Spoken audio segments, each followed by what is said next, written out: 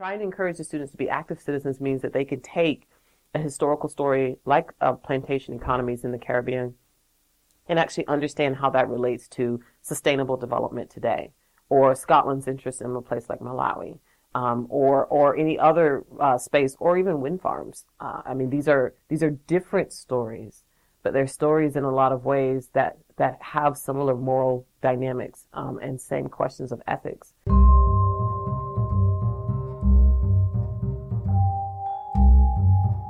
I would think the one that drives a lot of what I do, though, as much as I engage with active citizenship, it's the self-learning and lifelong learning. It's part of that taking the skill set and the things that you do in the classroom, or for the students, right, and translating that into real world situations. And I try to express to them, which is one of the reasons I think I try to use so many just real life situations in my classes or actual current events, even if I'm teaching about the past, to try to explain to them that the past hasn't died just because we've moved past that date. It's actually quite alive right now and has resonance. And so by using these real world events, suddenly they can make stuff, they can connect things, right?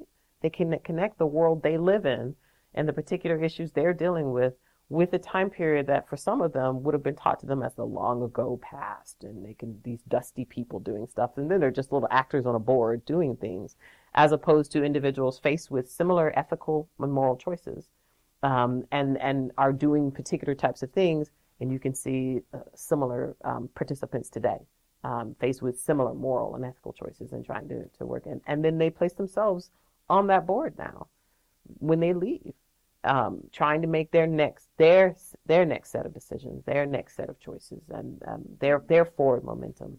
I think it creates an environment where, again, where that learning becomes alive, right? Where it becomes something that it's not just traveling down a path because it's a hobby, but it's actually a way to think about and work your way through the world.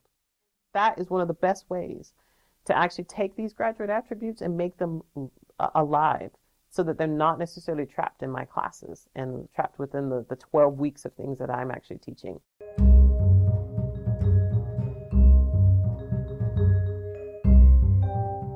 One of the things I consistently find with my students, especially as they are getting closer and closer to finishing their degree, right? So while they're in honors and they're now embracing all of these primary documents and they're looking at all of this material, the thing that I notice consistently is that they lack the confidence with which to do any of this.